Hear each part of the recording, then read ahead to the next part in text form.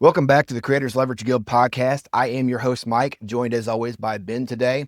Let's just be honest. I'm going to go on a rant here for a little bit. I'm going to try my best not to create a turf war because that's exactly what I want to do. But I also understand both perspectives. I actually ended up asking Ben to come on here unannounced. We had no plan in place. I just said, Ben, hop on. We're going to start going through some topics.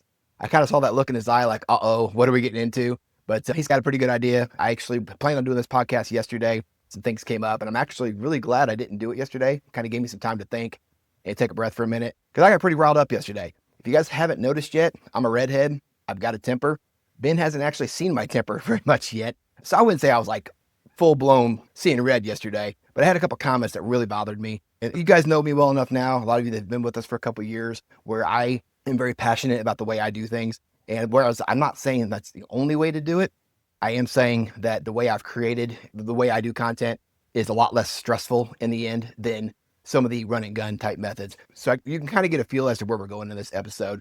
So Ben, with that being said, I'm going to go on a rant here in a minute, but I know you've probably got some feelings you want to share. You want to hop in here real quick. I think you know where we're going with this, right? Yeah, so we're going to be talking a lot about quality and quantity in the program. And I just want to share my approach was quantity at the beginning. So I was really focused on posting as many videos as I could in the beginning because I got in at the end of 2022 and those were like the golden days, quote unquote. And so I was posting 100 videos a month for about 6 months or so. And so I got to 1,000 videos in less than a year. And then in 2024, I really slowed things down.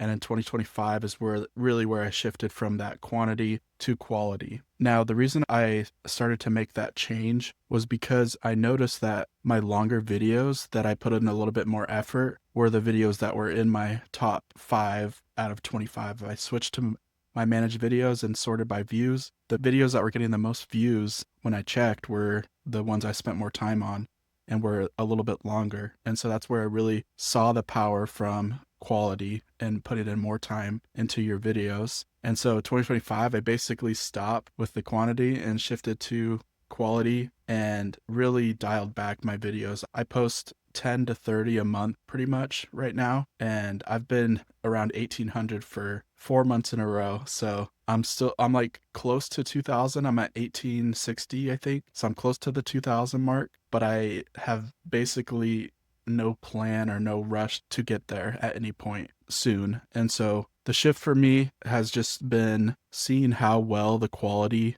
works for a long period of time. The quantity videos that I did, those would get on the carousel, maybe make some money for a couple months, but I noticed that those were videos that would drop off relatively quickly. And so this is something that I've talked about before is I felt like I was on a hamster wheel. And so as soon as I stopped uploading that amount over that period of time, my videos started to fall off the carousels and I just felt like I was just running circles and I wasn't getting anywhere. And once I made that shift to the quality, that's where I really started to see my numbers increase over time and my videos stay on the carousels for much longer. The videos that I was making were performing much better on YouTube as well.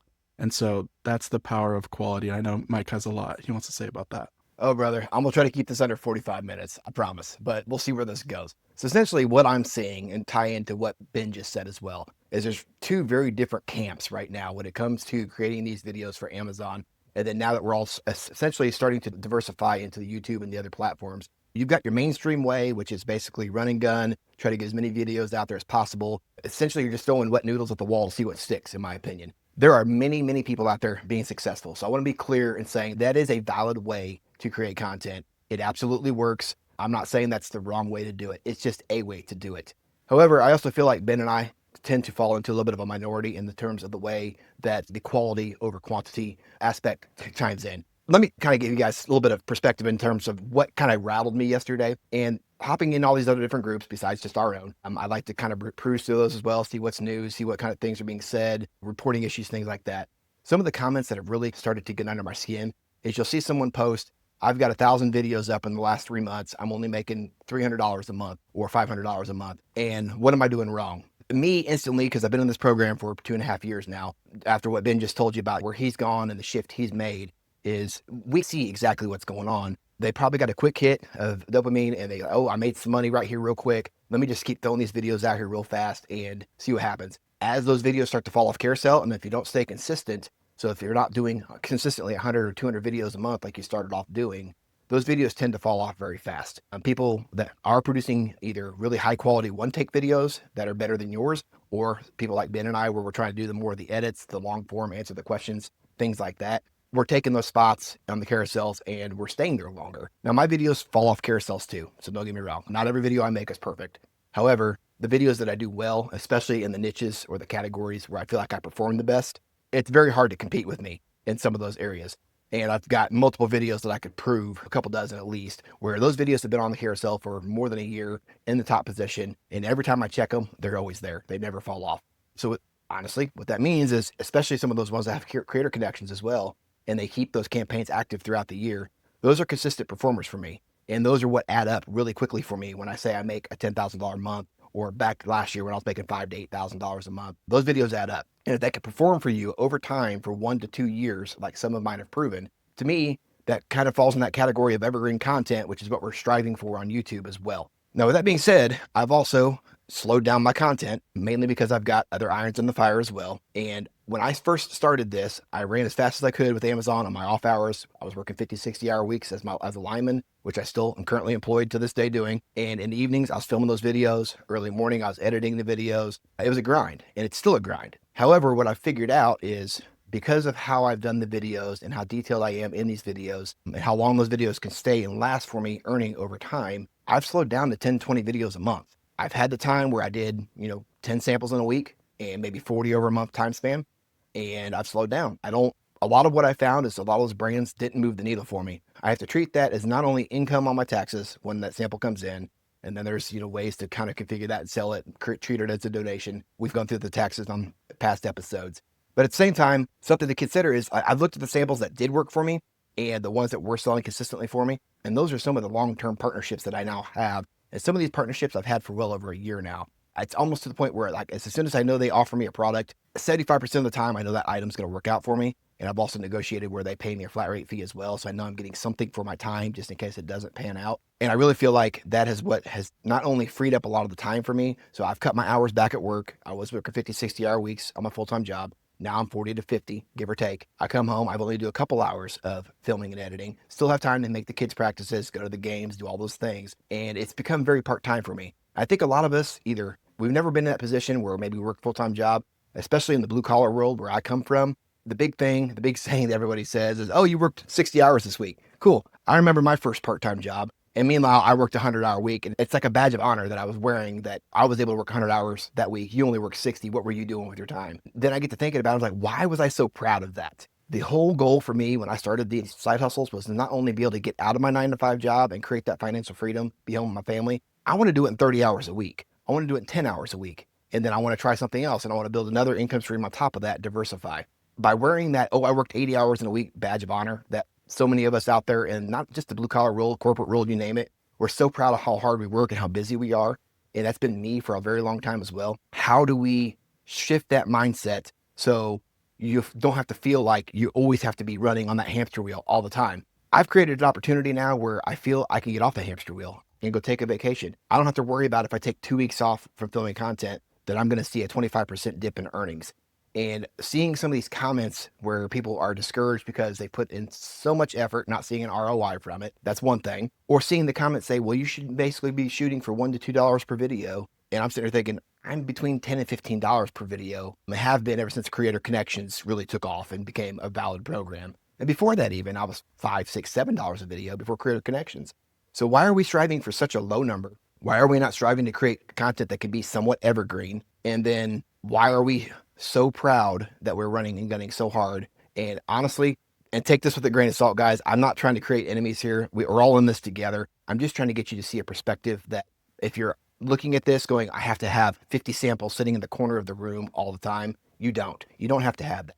I think last year I took 60 samples that I claimed on taxes last year. That was it. It was like 60 samples is what I ended up claiming for income. You don't have to run that hard all the time. In the beginning, you do have to kind of get your feet under you. You got to learn what works, what doesn't. It's kind of like just putting your time in at the beginning. You're paying your dues, so to speak. But as you start learning what is a good sample, what was not a good sample, and you start getting that knowledge, you don't have to feel the pressure of taking every single sample every single time from these brands. You can turn things down. it is absolutely okay. Yeah, and I think the $1 to $2 a video is also something that people are like not thinking the best way about it, because they might be making $1 to $2 per video for a couple months. And this is kind of where the quantity approach comes into play, where videos are falling off. And so the value of their videos is probably decreasing over time. Whereas if you're focused on quality, you want to see that number increase. And I think this number is something that you should think about for the long haul, not just like a couple months of making $1 to $2 per video, but you should think $10 per video or for years to come and have that mindset. And a great example to me is McKay C, where he has his YouTube channel and he's been doing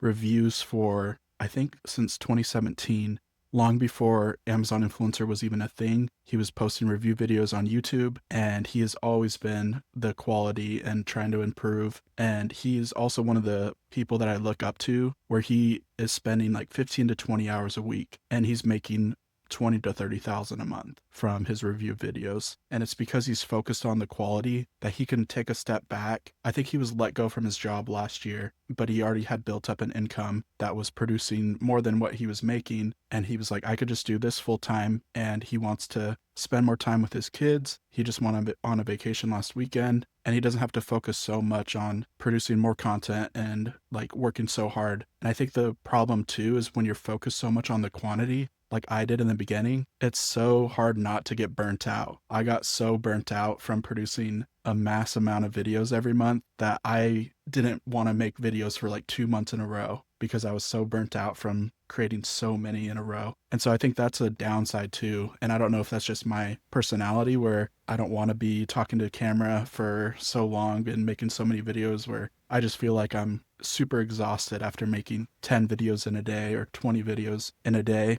But I think that lesson right there was something that I was like, I do not want to keep making videos this way. This just is burning me out, and it's not giving me the return that I want. And so that's really where the quantity or quality is, where I feel much better about making 1 or 2 videos a day, or whatever it is, whatever I can handle. My goal is like 1 to 2 videos a day, Monday through Friday, but whatever I end up doing is I'm okay with. And that's where I've shifted a lot as well, is just doing what I can do and focusing on that quality, because that has been the thing that's carried me much further and increased my earnings much more than when I was focused on the quantity. I think a big thing for this, that when I first got into this, especially, was I wanted this to be fun, and it is fun. But what I found, and there's very different mindsets. There are people that actually 100% thrive on stress and being in that hustle and bustle on a daily basis. It's like working on Wall Street. I couldn't imagine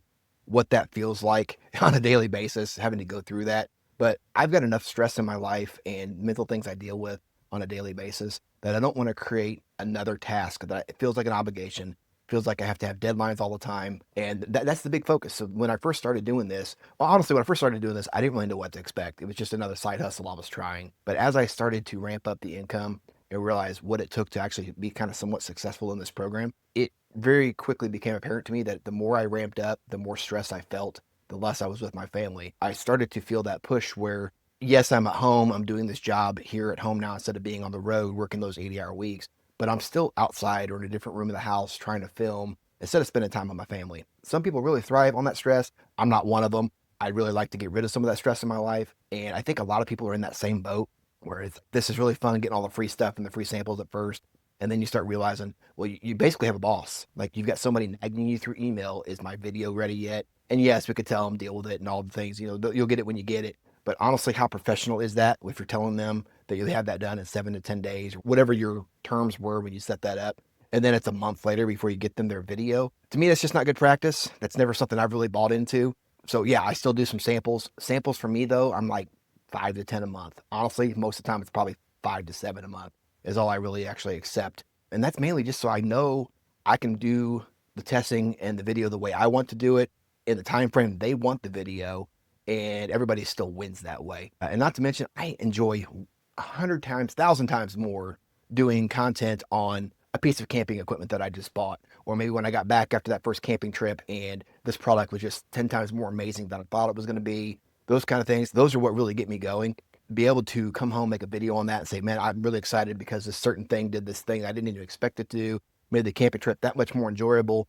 I feel like that comes across on camera. And I've got a couple videos that I could say that are a little bit of proof in a way, in terms of I feel like that enthusiasm on camera and the fact that I didn't have it as a product given to me. This is something I bought and I'm legitimately excited about. It sells itself that way. So I mean, honestly, like I said, there's two different camps that you can really kind of hop into when it comes to this. The mainstream way is a way. It's a lot of what's being pushed these days. I think we're more the minority in terms of how we're preaching, but I do think it's gaining traction, and a lot of people are seeing they want that financial freedom. They want the freedom to be able to choose and still be able to make the money. And that's what I really want to make sure we're hitting on here is, if you're listening to this podcast right now, whether you're driving down the road or watching this on YouTube, I want you to understand there's two different ways to do this, and both ways can be successful. If you feel like one way is just not working for you, or you're starting to feel that burnout creep in, maybe come over to this side of the camp for a little bit and try this approach, see if you can get some success from it. Then you kind of weigh the pros and cons of each and see which one is a better fit for you. Yeah, and I really like that you mentioned getting enjoyment out of the videos that you create. I've really loved reviewing home gym equipment because that's like something I enjoy and I'm passionate about. And it's funny because McKay that I mentioned before, he does a lot of walking pads as well. And he's like, man, you're my competition for walking pads. I'm always seeing you on my carousels. He's like, dang it. And so it's kind of funny. Just that's the only product that we compete on. But he's like, you're staking all my sales from walking pads. And I just really enjoy making walking pad reviews and have had a lot of experience with them. And I think another thing that I try to do is show that I'm using them. And so I don't have my watch on right now, but I would show how many steps I'm at for the day in the beginning of my video. I'm like, okay, I'm at 8,000 or 10,000 steps. I'm usually aiming for 10,000 steps a day. And I'll show that and I'll say, these have really helped me get to that, because in Arizona, in the summer, it's brutal. And I don't want to be walking outside in the 110, 120 degree heat. And so that's why I have a walking pad that I can use at home, pull it out and help me get my steps up for the day.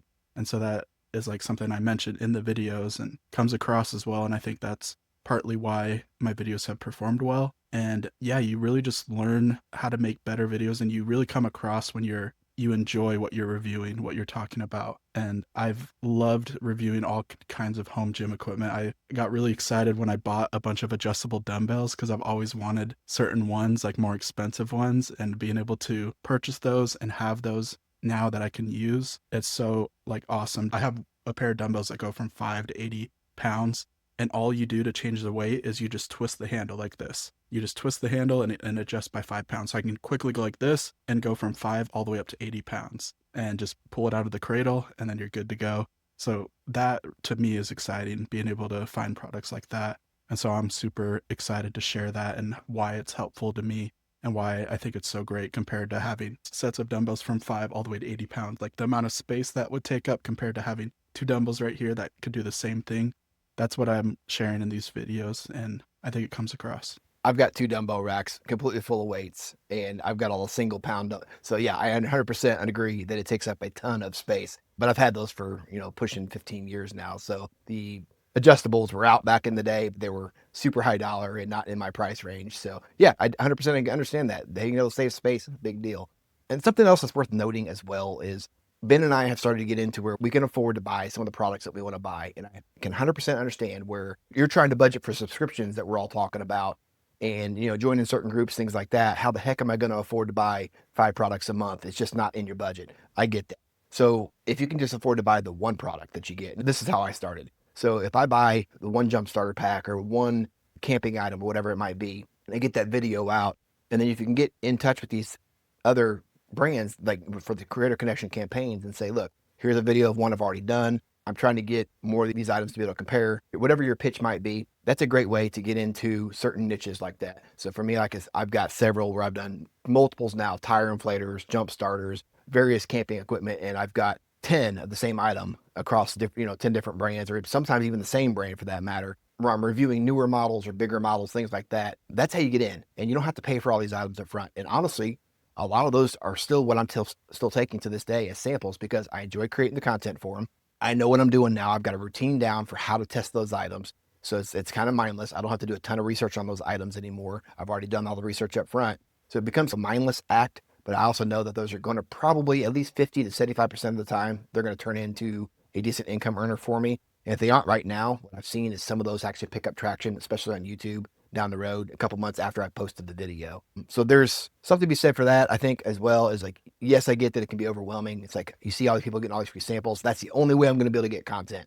But as we've preached in other episodes, we've been saying this for a while now. If you're that low on products in your house that you just can't find enough stuff to film content on in your house, that's either going to move the needle or you feel it's going to be a popular enough item to be able to come up and actually make an earning. See what your friends have, see what your family's got. I mean, there's always items out there, out and about that you can go film. And especially when you're first just getting started trying to build a library, because in the end, that library is your portfolio. And it's really nice to be able to reference back to a brand and say, look, this is the video I did on this generator, or this is the video I did on this hitch, or whatever it might be.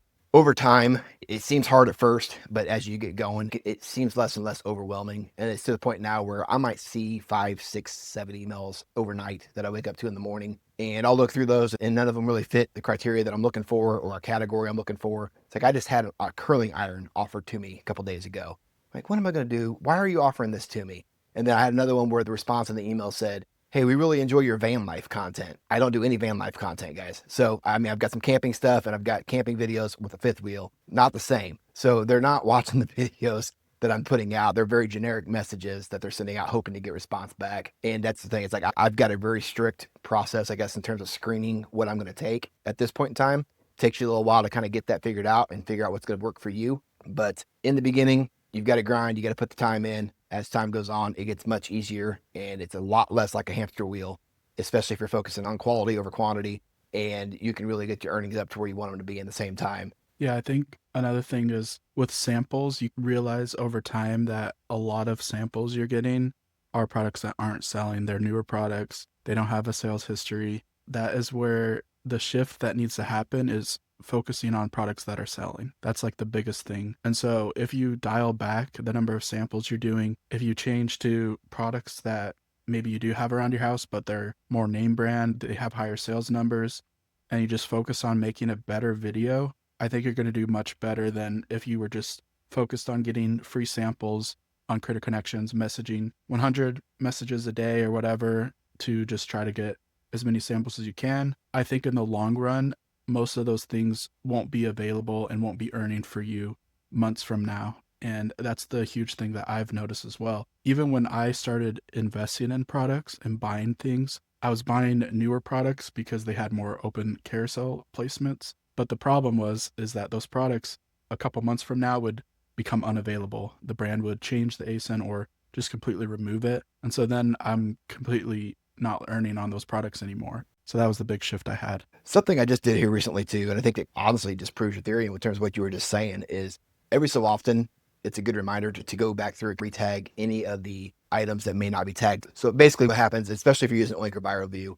is you can go through and do like a storefront health check and see what items need to be retagged. Maybe there's some that are unavailable that no longer sell anymore and so forth. And I try to do that at least once or twice a quarter. Honestly, I should probably be doing it every month or so, but I just recently did that a couple days ago. And I found roughly 80 videos out of my 930 that were not tagged anymore. Or if they were tagged, they were unavailable and I couldn't get the sale for them. So just by spending a couple hours right there alone, I was able to go back through and retag 80 out of roughly 150, 160 videos that I had that needed to be addressed. And what I found when I was doing that was there's a couple things. A lot of the videos I did early on in 23 and 24 were the free samples that I was getting. And a lot of those are no longer available. So some of them I was able to basically retag to it's the same exact product. It's just now listed under another brand name. So not a big deal there. Some of them were the fact that I had tagged a variation as like a child ASIN. And I just need to go back through and retag the parent or update to the new variation that was being currently sold, because they do modify those listings from time to time as a seller. So that's something I noticed. But the big thing for me is when I was doing those samples back in the day, just taking everything I could get, a lot of those were dead. Those are videos I'll never probably be able to earn on anymore. The focus when I started shifting from that to doing the videos on my products, the things that I personally bought, and a lot of these items that I know have been available for 2-3 years, have really good sales history. Not only do they stay active a lot longer, but they're also very easily, in most cases, they're easy to retag if they've got a variation or something like that switches around. So that was something that I think it's a good reminder. If you've got one of those extensions you're paying for, go through and retag those videos, but pay attention to what you're able to retag and which videos are just dead and you can't do anything with. And I think you'll get a really good indication in terms of what you're filming on and maybe if you need to shift one way or the other based on what me and Ben just mentioned. Now, what I want to segue into next is automation and some of these subscriptions that we purchase. And there's a lot of shiny objects out there. Heck, we just did a whole episode in terms of things that we're paying for here recently. And I think being able to automate within your business and anything you can do to not only make you more efficient, save yourself some time, make yourself some more money, those are all great, especially if you can spend 30 bucks a month up to $100 a month and you can get a return that's 10, 20x on that. However, there does become a point where I feel like it goes a little too far. We've all got our preferences in terms of, what this extension does, this one's not going to work for me, and so forth. So we're not going to badmouth any extension because they all have great intentions. When it comes to YouTube and posting on there, I do feel like there's a right and wrong way to do it. I'd like to be able to get more data behind that to where maybe you guys can present something to me. Maybe it proves me wrong, and that's fine because I'm always trying to learn as well. But I do not think we should be posting every single video you create and post to Amazon. I do not think we need to be posting every one of those to YouTube. So some of these automation tools where it's literally taking every piece of content, just throwing it out there into the world, whether it be YouTube or whatnot, I don't think that's the best approach personally. I do think that some of those tools could be tweaked or used in a way where it is beneficial. And where I really like to see is where maybe if I've got 5 videos I need to upload, I can have that automatically upload those all and put them into draft status on YouTube to where I can go back and physically put in my titles, my thumbnails, my descriptions, my YouTube tags, all those things, because I want to have my finger on the pulse as to what those videos are doing. And for me, I feel like vidIQ or even like TubeBuddy is a little bit better tool, in my opinion, for being able to do that because it gives you a score in terms of what it thinks it's going to do for you on the description, the YouTube tag, and so forth. And I can go back and look at those a month or two down the road and make sure those videos have performed well or as far as to what I thought they were going to do. And I can go back and make those tweaks based on those softwares alone. I feel like those are a little bit better software to pay for. I also feel like it's a better place to spend a little bit more of my time to make sure those videos are going to perform. That's something I want to mention before I let Ben chime in here as well in terms of what he thinks about this is when you're putting videos on YouTube and you're trying to figure out which ones would be worthy, which ones not, and you do decide that, okay, I'm gonna try it Mike's way here in this instance. YouTube and the algorithm in terms of what it decides to push, if you're mass producing content and putting it out, 5, 10, 15 videos a day,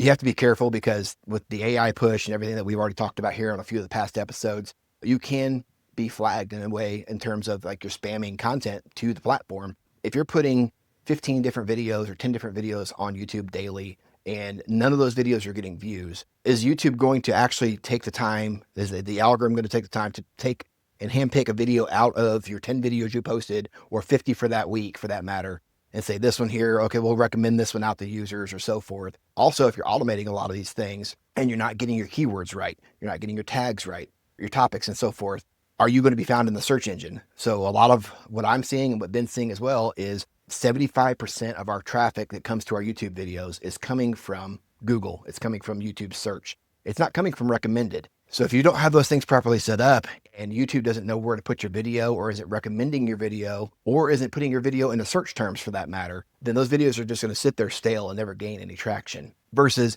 if you have a channel that you're trying to not maybe super hyper niche down where everything you post is beauty content or fashion content, something like that. But you can have a broader range. So like for a lot of the videos I post to my YouTube, and keep in mind, I've got roughly 930 videos on Amazon. I've got around 350 videos that I've posted to YouTube that I felt had a chance at performing well. But with that being said, a lot of what I post is DIY stuff. It's tools, it's camping gear, it's automotive accessories and jump starters and things like that. I've got a very niche down category. And once in a while, I'll post something that's kind of out there in left field because it is a review channel in the end. But I pretty much know exactly which categories, for the most part, are going to perform well for me, how many views I'm going to get on a video, either right away or 6 months down the road when the video does finally take off, just based on the category alone and whether that item is highly sought after and highly searched on YouTube. So having a plan when you're posting these videos, instead of hitting the easy button and just having those videos all just fly out there with no plan at all, to me, I feel like having a plan in place is something that you really have to have, especially when it comes to posting your content to YouTube. Ben, what are your thoughts on that, bud? Yeah, I agree with everything you've said. I think posting so many videos at once and using automation could actually hurt you in this case because one, it could get flagged like Mike said, but also YouTube won't push out your content if all your videos are underperforming. If it just sees a majority of your videos underperforming, I don't think it's going to recommend your videos out on the algorithm or on the search traffic results. So you're going to kind of see a decrease in views and potential views. And I think it's important to have that shift because when I started to post less of my videos on YouTube is when I had videos start to pick up. one of the videos that I had that started picking up was I tried 7 budget walking pads in 2025 to find the best. So what I did is I started posting more videos like that. I've only added 2 so far, but I just posted one 3 weeks ago where I tried 9 vibration plates in 2026 to find the best. So I'm finding those titles that work and those descriptions and things of that nature. And that video, even though it hasn't picked up, my walking pad video took 2 months before it started to get traction. But for the 50 or so views my vibration plate video has gotten so far, 75% is from Google search. So people that are searching on Google, maybe the best vibration plate, my video is showing up in that results. So that's where I think the focus needs to change, is spending that time on keywords, on your titles, tags. Those things really make a difference for the amount of traffic you can get, and just having your videos kind of connect to each other. So people watching my walking pad video are going to the end screen and clicking on the vibration plate video next, because they're kind of connected. It's a similar type of video and a similar fitness products, or it's a fitness product. So naturally someone might go to the next one to watch that. And I think that's also really important. And to tie into that as well, is Ben knows that because YouTube gives us the analytics to be able to see how many people actually clicked on those end screens and how many people watched through the video to a certain point and then clicked off. Something I really feel like we're missing the opportunity with when it comes to YouTube is the A/B testing. So that being able to A/B test not only thumbnails now, but we can A/B test our titles as well. And then I think it's over like 2 weeks. You can actually let those perform, see which one does better, and then pick the strongest title for you in the end. And you can do that even without having to have like a vidIQ extension or YouTube Buddy, something like that. What's really nice about having these paid extensions, though, is I can go through and know it's got a decent score just based on keywords alone and what it's telling me in terms of the AI bringing back, a good strong title. And if I don't like it and it didn't perform well, or if I A/B tested 2 of them, or maybe I have one that I really liked and I test that against one of the ones that vidIQ gives me as a suggestion and see which one goes back and forth. And that's something that I'm currently doing on a lot of my videos, is A/B testing those things. I've done some YouTube thumbnails as well here and there. I haven't done a lot of heavy testing on that just yet, but just being able to figure out what's going to have the strongest impact on YouTube when you're putting these videos out. It's a lot harder to drive your own traffic than it is on like Amazon when you're doing the on-site. So every click on your thumbnail or on your video, every impression matters. Your click-through rate matters. Getting someone to watch your video for longer than 30 seconds matters. And if you can get them to watch the video, then you still have to get them to click the link. And on Amazon, you already know they're going to watch the video, and if they like it, they're going to click it, buy it, and they're done. They're there to buy. But on YouTube, they could just be kicking tires. Maybe your video did pop up and recommended, and they wanted to see what that vibration plate or what that walking pad was about. Maybe they're going to impulse buy, maybe they're not. But if you're not putting calls to action in your YouTube videos throughout, and it's really not that difficult to create a video, put those calls to action in, export it out, have that video ready, go to YouTube. Come back to your video in whatever editing software you're using, knock out those 3 or 4 clips where you had the call to actions in there. Now you got your Amazon ready video, and that one can be posted over here. But those calls to action, just having to point people in the right direction where to find it. You link in the description, or if you've got a QR code on screen, that's going to help you that much more drive that traffic to the offsite. Or where offsite is the hardest to earn the income between the two, it's also the most lucrative. And there's a lot more potential there as well. So that's something we really want to look at as we're going forward, is how can we keep driving the traffic to the same video you already created to where we can get you to that 15 or heck, even maybe $20 per video for that matter. And then something that can actually earn for you for 3 to 4 years at a time. I mean, Sean Cannell's somebody I follow heavily. So anything Think Media. I love it whenever time he brings up, I've got a camera that I filmed a video on 10 years ago. The fact that that camera is even still an active model 10 years later, and he's still earning on a video he did 10 years ago when he was new to YouTube for the most part, he's come a long way in 10 years. So, and I've seen some of those videos he's talking about, and they're not great. In fact, I think I do better videos than some of the videos he created at the beginning. And the fact that he's still earning on those just because of who he is, where he's come from, and it's evergreen content, that's mind blowing to me. And I think that's going to way outperform anything we do on the Amazon level. Because even if Amazon on-site is still a thing 5-10 years down the road, and we're still going strong with it, YouTube's got so much more potential to keep earning way past and over and beyond. Because even if it's a trending platform like TikTok Shop, things like this, there's always going to be a new platform. YouTube has been kind of the OG in the space for so long now that it's just, I can't imagine not being on YouTube, doing it the right way, having your finger on the pulse of everything going on that channel, and actually just putting the effort into it to fully automate that and push that out like that. If you want to do that and you're just completely against the way I'm telling you to do this, at bare minimum, find you somebody that, and I get these emails all the time saying, can I create thumbnails for you? Can I do your search history for you or set the descriptions up for you? Find you a good virtual assistant or someone that you can partner with that can do those mundane tasks for you where you don't want to do that. Someone that actually knows what they're doing and you can pay them a little bit of money. I'd rather see you go that route than fully automate. So at least you're still pushing your videos in the right direction. Ben, what do you think? I think the biggest difference between Amazon and YouTube is YouTube gives us a lot of data for our videos. So we know what things are working, what things aren't working. And so we have a lot more to go off of versus on Amazon. We don't have a lot of information on besides the amount of videos or views our videos are getting in the last 30 days. It has tons of data. And that's why I think you have to have a different approach where Amazon, if you are just uploading a lot of videos, it's not the same as if you're uploading a lot of videos to YouTube. YouTube, you have to put in a lot more details on like all the things we mentioned, the tags, the keywords, all those things. Those make a huge difference in the long run. And I think YouTube, like Mike said, is extremely powerful for the long run. I think it'd be awesome in 10 years from now to still be earning on videos we created today that maybe are a lot lower quality than what we're making 10 years from now. But just the thought of that is so cool, and the potential of YouTube.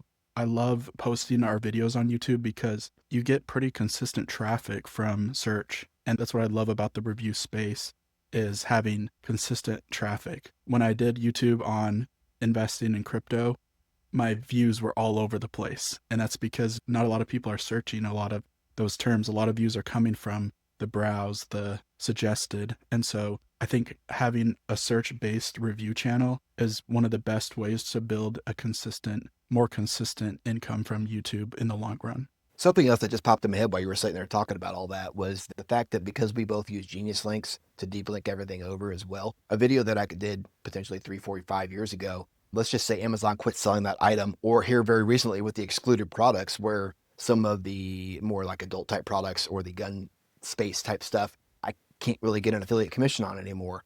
So by finding a partnership with another company, maybe it's directly from that brand itself, maybe it's from LTK or one of these other third-party operations where they could sell as well. I can very easily search up my link that I created in Genius Links, take out that Amazon link, plug it in, and plug the new link from the new website in place right there. It automatically updates every video I put that link into.